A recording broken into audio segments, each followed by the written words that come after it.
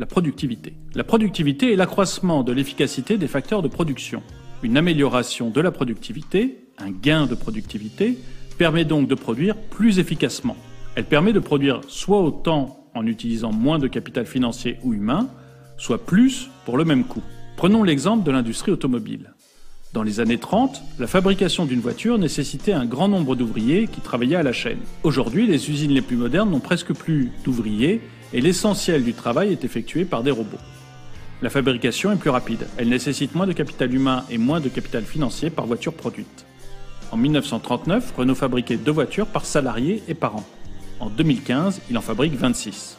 Que l'on produise soit autant en utilisant moins de capital financier ou humain, soit plus pour le même coût, le coût unitaire de production baisse. Le chef d'entreprise a alors 2 choix. Soit il baisse ses prix, soit il augmente sa marge. S'il baisse ses prix, il aura une augmentation de sa compétitivité qui lui permettra de vendre davantage.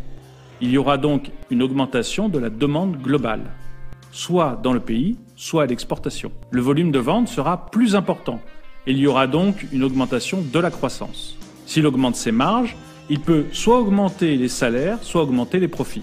Si les salaires augmentent, cela augmente le pouvoir d'achat et donc la consommation et donc la croissance. Si les profits augmentent, cela augmente l'investissement ou les dividendes. L'augmentation de l'investissement a un impact direct sur l'augmentation de la croissance. L'augmentation des dividendes aussi.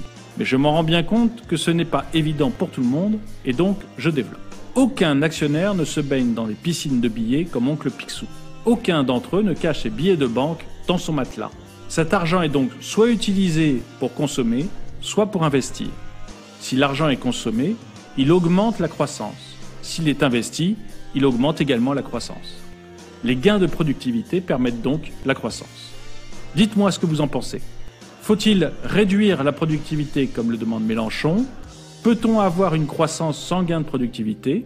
La décroissance est-elle une option? Les dividendes nuisent-ils à la croissance?